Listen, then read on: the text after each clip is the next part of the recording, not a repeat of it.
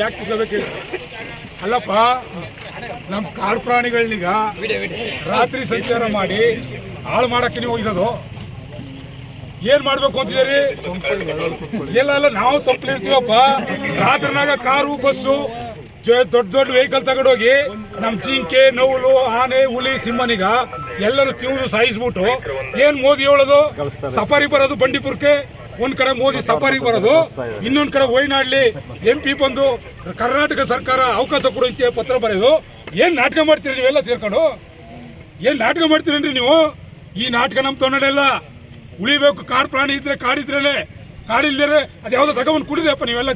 ಗಾಳಿ ಕುಡಿತಿರಲ್ಲ, ಯಾವ ಗಾಳಿ ಕುಡಿತೀರಿ? ಮಂತ್ರಿ MLAಗಳಲ್ಲಿ ಯಾವ ಬಂಡೀಪುರಕ್ಕೆ ಬಂದಾಗ, ಆ ಭಾಗದಲ್ಲಿ ವೈನಾಡಿಗೆ ಬಂದಾಗ ಬಂಡೀಪುರದಿಂದ ಹೋಗ್ತಕ್ಕಂಥ ಗಾಳಿನೇ.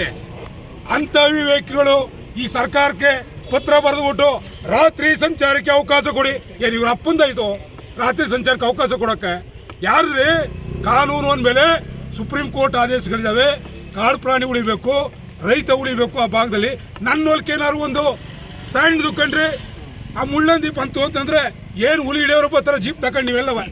ಪೊಲೀಸ್ನವ್ರು ಒಂದ್ ಕಡೆ ಫೈರು, ಫಾರೆಸ್ಟ್ನವ್ರು ಒಂದ್ ಕಡೆ ಫೈರು, ಕೇಸಿನ ಮೇಲೆ ಕೇಸು. ಮಲ್ಲೆ ಇರೋಗಿಲ್ಲ ನಾವು. ಇವ ರಾತ್ರಿನಾಗ ಹುಲಿ ಸಿಂಹ ಎಲ್ಲನೂ ಗುತ್ತಿಸಿ ಸಾಯಿಸ್ಬಿಟ್ಟು ಹೊಂಟೋಲಿ ಯಾರು ಹಿಡಿತೀರಿ? ಇಷ್ಟು ದಿನ ಕಾಡು ಪ್ರಾಣಿಗಳು ಬಂದು ಗುದ್ದಿ ಸಾಯಿಸಿ ಹೈವೇ ರೋಡಲ್ಲಿ ಸತ್ಯವಲ್ಲ, ಎಷ್ಟು ಕೇಸ್ ಹಾಕಿದಾರಪ್ಪ ನೀವು? ಕಾಡನ್ನು ಉಳಿಸಿ ಬಂಡೀಪುರದ ಪ್ರಾಣಿಗಳು, ಆ ಕಾಡನ್ನು ಉಳಿಸಬೇಕಾದ್ದು ನಮ್ಮೆಲ್ಲರ ಧರ್ಮ. ಮೋದಿಯವರು ಕೂಡ ಬಂಡೀಪುರಕ್ಕೆ ಸಫಾರಿ ಬರ್ತಾರೆ. ಒಂದು ಕಡೆ ಕಾಡು ಭಾಳ ಚೆನ್ನಾಗಿದೆ, ಭಾಳ ಚೆನ್ನಾಗಿ ಆನಂದವಾಗಿ ಸವಿದು ಹೋಗಿದ್ದೀನಿ ಅಂತ ಹೇಳ್ತಾರೆ.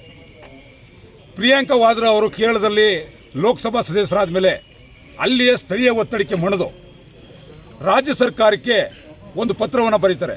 ರಾತ್ರಿ ಸಂಚಾರಕ್ಕೆ ಬಂಡೀಪುರವನ್ನು ಮುಕ್ತ ಮಾಡಬೇಕು ಅಂತೇಳಿ. ನಮಗೇನು ಆತಂಕ ಇದೆ, ಇಲ್ಲಿ ಸ್ಮಗ್ಲಿಂಗ್ ಸ್ಟಾರ್ಟ್ ಆಗ್ತದೆ, ಕಾಡು ಪ್ರಾಣಿಗಳನ್ನ ಕೊಂದು ತಿಂತಕ್ಕಂಥ ಅವಿವೇಕಿಗಳು ಹುಡ್ತಾರೆ.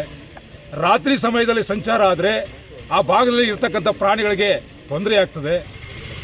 ಮತ್ತು ರಾತ್ರಿನಲ್ಲಿ ಕಳ್ಳತನ ಜಾಸ್ತಿ ಆಗ್ತದೆ.